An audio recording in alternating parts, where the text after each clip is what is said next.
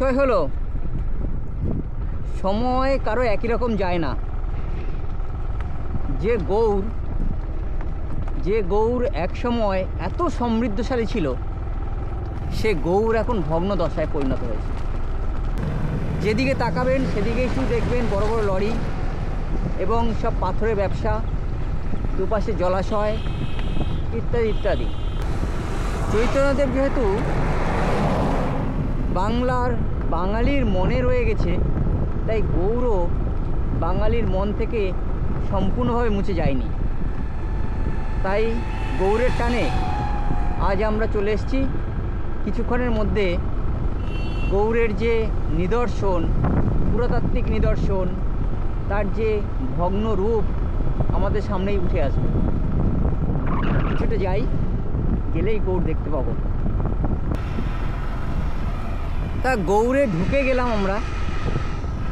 গৌড়ে এসে চারিদিকে দেখুন, এখনও হচ্ছে, যেহেতু মালদা অঞ্চলের মধ্যে পড়ছে, তা মালদার বিখ্যাত আম, মালদার ফজলি আম গাছ থেকে এখনও নিঃশেষ হয়ে যায়নি, এখনও আছে। গাছগুলো এখন ভর্তি হয়ে আছে আমে। অন্যান্য আমগুলো প্রায় শেষ হয়ে গেছে, তবু ফজলি আম এখনও রয়ে গেছে। আর কথায় বলে, কৃষ্ণ নামে যে মজেছে সেই জানে তার মাহাত্ম্য কী। তা রাজা হুসেন শাহের দুই পারিষদ, একজন হলেন রূপ গোস্বামী, একজন হলেন সনাতন গোস্বামী। তো কৃষ্ণ নামের মহিমা এবং চৈতন্যদেবের অপার করুণা দৃষ্টি এই দুই ব্যক্তিকে এতটাই মোহিত করেছিল যে তারা রাজা হুসেন শাহের যে তত্ত্বাবধানে এত সমৃদ্ধশীল একটি জায়গায় থেকে সমস্ত সুখ সব কিছু জলাঞ্জলি দিয়ে তারা কৃষ্ণ নামে চৈতন্য অনুগামী হয়ে ভক্তের ডাকে তারা গ্রামে গ্রামে ঘুরে বেরিয়েছেন, জনগণের সেবা করেছেন। এবং পরবর্তী সময়ে যে স্বর গোস্বামী আমরা দেখি, সেই স্বর গোস্বামীদের অন্যতম গোস্বামী হিসেবে তারা প্রতিষ্ঠিত করলেন এই রামকেলির। আমরা ঢুকবো রামকেলির অন্তর্মহলে এবং গৌড়ের বিভিন্ন জায়গাগুলো পর্যবেক্ষণ করব। আপনারা সঙ্গে থাকুন। আমি খুব একটা বেশি কিছু জানি না, তবে যতটা দেখছি ততটা আপনাদের দেখানোর চেষ্টা করছি।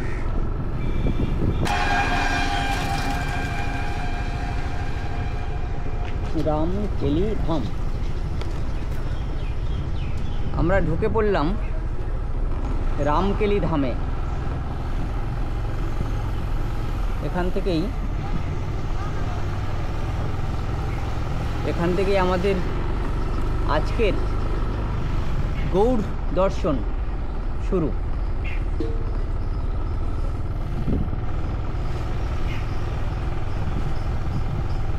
হবে, ঘোড়াদৌড় হবে, রাজবাড়ি হবে, লুকাচুরি হবে, অনেক কটা জায়গা আছে। অনেক কটা জায়গা।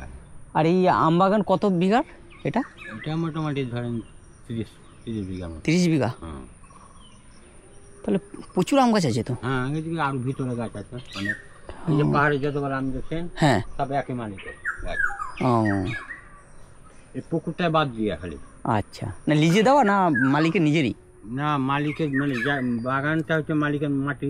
আচ্ছা, হ্যাঁ, গাছ সব মালিকের। হ্যাঁ, আর লিজ দিয়েছে, মানে আমটা বছরে 2 বছরের জন্য লিজ। 2 বছরে কিরকম হয়? 2 বছরের লিজ কত টাকা? মোটামুটি ধরেন 4 লাখ 5 লাখ। 4 লাখ 5 লাখ।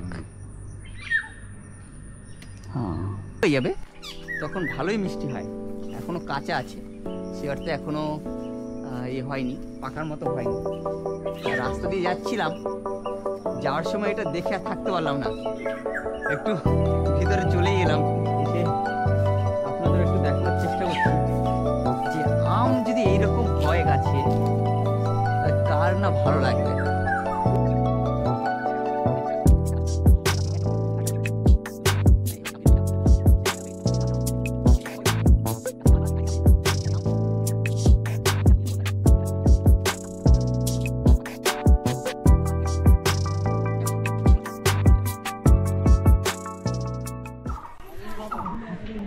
চলে এসেছি গৌড়ে। গৌড়ের স্বাদ কেমন তা এখন ঠিক বোঝা যায় না, তবে বাংলার যেখানেই যাও না কেন, যেখানেই যাওয়া যায় না কেন, সে মন্দির হোক মসজিদ হোক, টেরাকোটার ছাপ সব জায়গায় রয়ে গেছে। অর্থাৎ পঞ্চম শতক থেকে যত আর্কিটেক্ট বা যত মন্দির মসজিদ যাই হয়েছে, সে রাজা হুসেন শাহ হোক বা পরবর্তী শাসক হোক, বাংলার টেরাকোটা এক ঐতিহ্য রেখে গেছে। এবং এই যে টেরাকোটার যে স্ট্রাকচার, তা মন্দিরকে যেমন প্রভাবিত করেছে, তেমনি মসজিদকেও প্রভাবিত করেছে। এখন এ নিয়ে অনেক বিতর্ক রয়েছে। ভাঙা গড়া, সংস্কার, দখল এবং সাম্রাজ্য স্থাপন সব কিছুই কালের গণ্ডিতে বাঁধা। যে আসে সে যায়, আবার নতুন কেউ আসে। তাই এমনি যে ভাঙা গড়ার খেলা, সেই ভাঙা গড়ার খেলার মধ্যে বড় সোনা মসজিদও রয়েছে, ঠিক একই রকমভাবে ছোট সোনা মসজিদ ওপারেও রয়েছে। এই মসজিদের মধ্যেও আসলে বাংলার যে টেরাকোটার ঐতিহ্য তাও চোখে পড়ে। সংরক্ষণের অভাব রয়েছে অনেকটা, সে অর্থে সংরক্ষণ হয়নি। তবে যতটুকু আছে বসলে অনেকটা শান্তি দেবে, এইটুকু আমি বলতে পারি। অনেকক্ষণ স্কুটি চালিয়েছি, সেই বহরমপুর থেকে এখন মালদার গৌড়। বসে আছি সবুজ ঘাসের উপরে, আর উপরে নীল দিগন্ত। খারাপ লাগবে না, পুরোটা একবার ঘুরিয়ে আপনাদের দেখাই যে বড়সোনা মসজিদটা কেমন।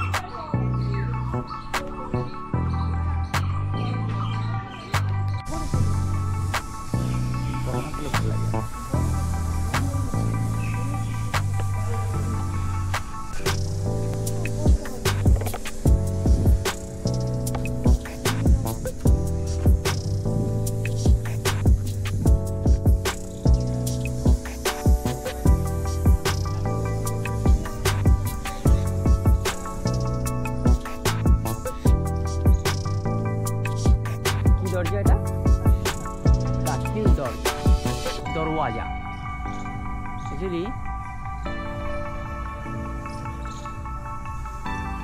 এটা হচ্ছে একটা গেটওয়ে, অর্থাৎ তখনকার সময়ে 1400 শতক, 1400-1500 শতকের সময় এটি তৈরি হয়েছিল। এবং এই দরজা দিয়ে গৌড়ে ঢোকার যে রাস্তা, সেই রাস্তার মূল ফটক বলা হয় এটাকে। এবং নজরানা অর্থাৎ কোনো পুরস্কারের সময় এখান থেকে পুরস্কারও দেওয়া হতো, তাই সেই নজরানা দরজা হিসেবে এর নাম করা আছে। যাই হোক, এটাও একটি বেশ ঐতিহাসিক জায়গা। আমরা গৌড়ের নজরানা দরজা দেখার পরে প্রধান যে আকর্ষণ, অর্থাৎ রূপ গোস্বামী এবং সনাতন গোস্বামীর যে পীঠস্থান, তার দিকে রওনা দিচ্ছি। বলতে গেলে যারা বৈষ্ণব ধর্মাবলম্বী, যারা বৈষ্ণব অনুসারী, তাদের কাছে এই জায়গাটি হলো সবথেকে একটি আকর্ষণীয় জায়গা। আমরা যে পথ দিয়ে যাচ্ছি তার সামনেই রূপ গোস্বামী এবং সনাতন গোস্বামীর স্থাপনা বা মন্দিরটি রয়েছে।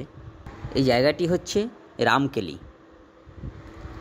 শ্রীরূপ গোস্বামীর সঙ্গে মহাপ্রভু প্রথম সাক্ষাৎ হয় এখানেই। গৌড় তখন বাংলার রাজধানী। তখন গৌড়েশ্বর হুসেন শাহর রাজত্বকাল। হুসেন শাহর কাছে এলেন মহাপ্রভু। অবশ্য হুসেন শাহর সঙ্গে দেখা করতে নয়। হুসেন শাহর দুই প্রধান, একজন হলেন মন্ত্রী সাকর মল্লিক এবং অপরজন হলেন দবির খাস, যারা পরবর্তী সময়ে শ্রীরূপ ও সনাতন নামে খ্যাত। চৈতন্যদেব গোপনে সাক্ষাৎ করলেন রাজা হুসেন শাহের এই দুই পারিষদের সঙ্গে। সাক্ষাৎ করেই তাদের মন্ত্রিত্ব ত্যাগ করিয়ে ভক্তি ধর্মে দীক্ষিত করেন শ্রী চৈতন্য এবং তাদেরকে বৃন্দাবনের তীর্থ উদ্ধার, বৈষ্ণব রসশাস্ত্র, স্মৃতিগ্রন্থ প্রভৃতি রচনার নির্দেশ দেন। চৈতন্য চরিতামৃতে যদি একটু লক্ষ্য করি তাহলে দেখতে পাবো ওখানে বলা আছে, শুনি মহাপ্রভু বলে শোনো দবির খাস, তুমি দুই ভাই মোর পুরাতন দাস, আজি হইতে দুহা নাম রূপ সনাতন, দৈন ছাড়ো তোমা দৈনে ফাটে মোর মন। কালক্রমে চৈতন্যদেবের এই দুই প্রধান পারিষদ সনাতন গোস্বামী এবং রূপ গোস্বামী বৈষ্ণব ধর্মের যে বিশাল বড় একটি অংশ অধিকার করে আছে তার বলবার অপেক্ষা রাখে না। আমরা ঘুরে দেখছি তাদেরই স্থাপনা, তাদের সেই ঐতিহাসিক মিলনক্ষেত্র রামকেলি ধাম, মালদা, মুর্শিদাবাদ, গৌড়। গৌড়ের রামকেলি ধাম দর্শন করার পর আমরা চললাম লুকোচুরি গেটের দিকে। প্রচণ্ড মেঘ করে এসছে, কিছুক্ষণের মধ্যে বৃষ্টি হবে, এটা আমরা বুঝেই নিয়েছি।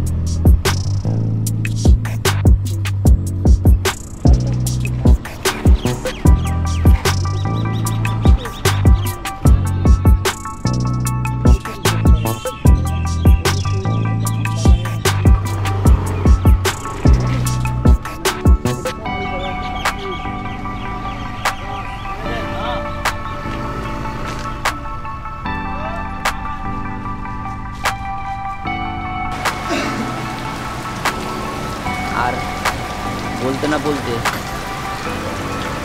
আমরা এখন বৃষ্টির মধ্যেই আটকে পড়েছি। মুষলধারে বৃষ্টি, বৃষ্টিটা থামলেই এখান থেকে বেরিয়ে যাব। বেলা প্রায় পড়ে এসছে, আর বেশিক্ষণ গৌড়ের মধ্যে থাকবো না, কারণ আমাদের ফিরতে হবে সেই বহরমপুর। তাই কাল বিলম্ব না করে পাশে আরেকটি স্থাপনা রয়েছে, স্নান করানো হয়ে গেছে।